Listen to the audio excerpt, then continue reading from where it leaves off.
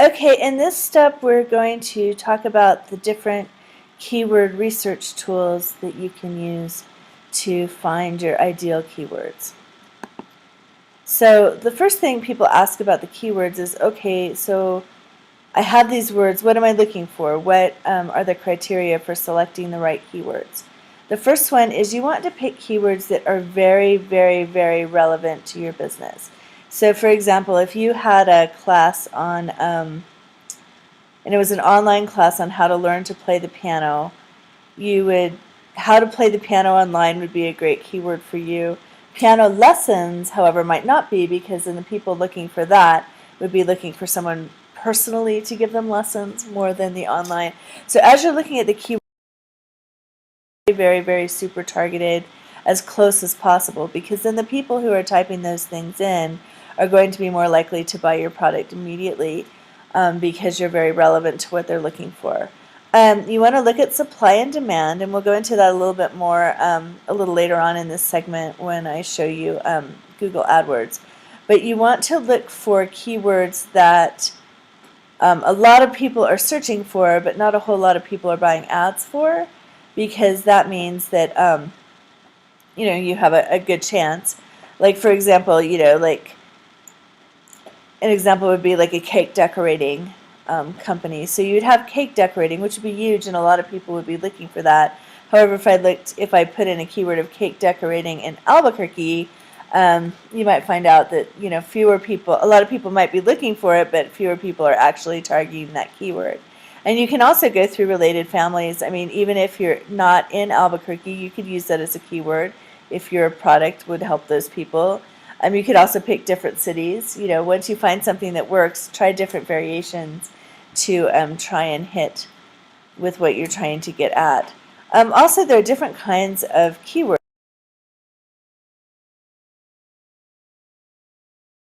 You would have lots of searches.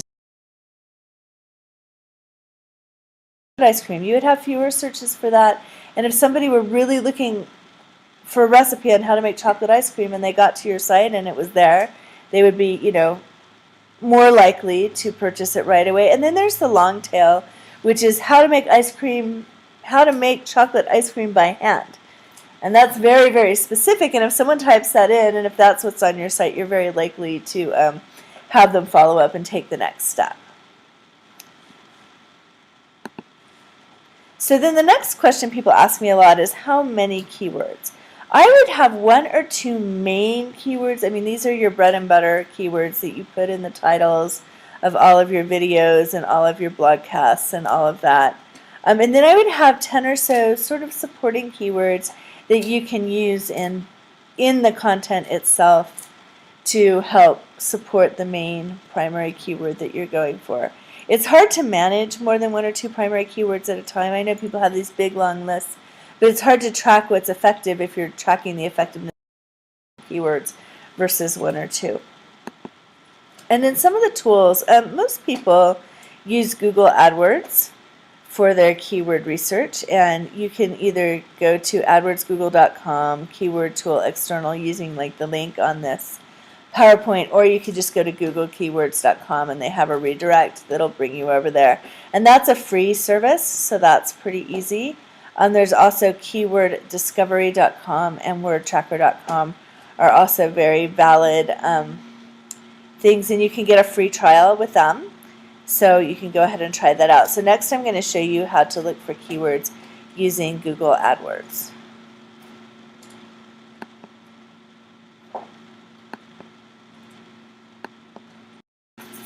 Okay, we are in Google AdWords, and I'm going to really quickly show you how to do some keyword research. And so this is basically the screen that you get once you've signed into your Google AdWords account. You can go ahead and do this without having a Google AdWords account, but if you have a Gmail account anyway, it's very easy to sign up and it's free, and you don't actually have to do any advertising to take advantage of all of the tools.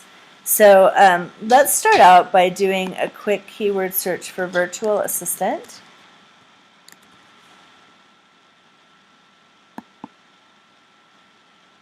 And see what we come up with.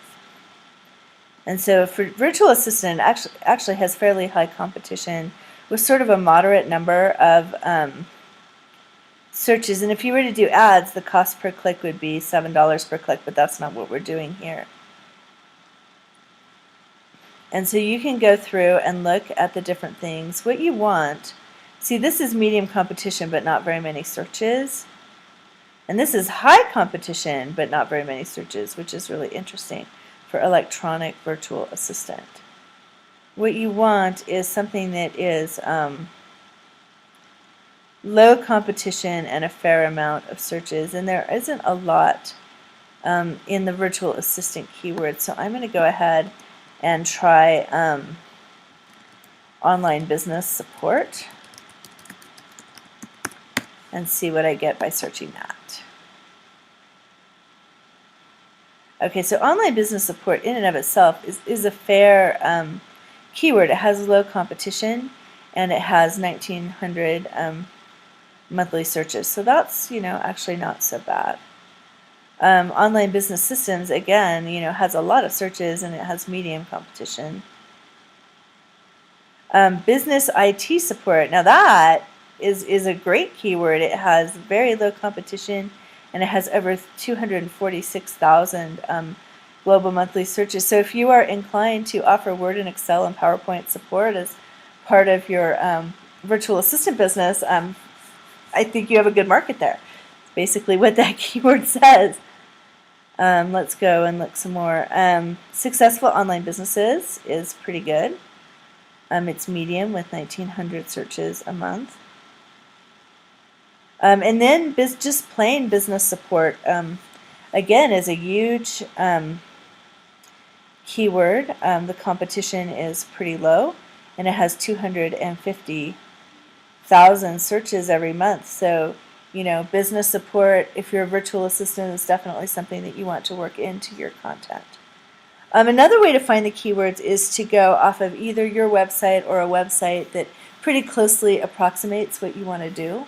If you have a particular competitor that does what you do, maybe at a level or two above, go ahead and type their website in and see what keywords they're using. I'm going to go ahead and use my Tame the Internet Monster site. I have a product that is about building your email list. And so a lot of the keywords that are going to come up are going to be about email list marketing, but it can still illustrate that there are some keywords that can be pretty good. So this will just take a second to load. Okay, so once again, this is still looking for online business support. We want to search for my website. So let's take this out and put this in.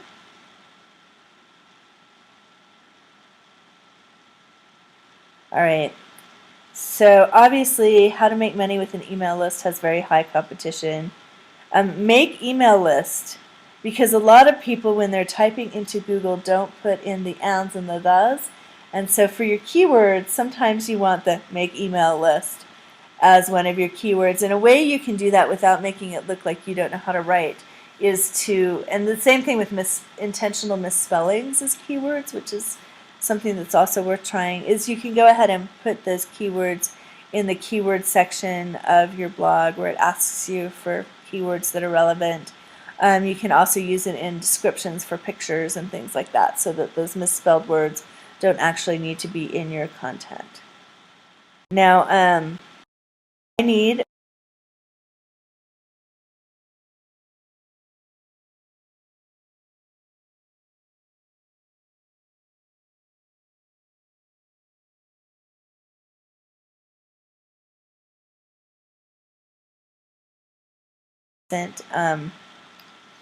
keyword right there, as compared with List Building Tool, which only has 590,000 monthly searches.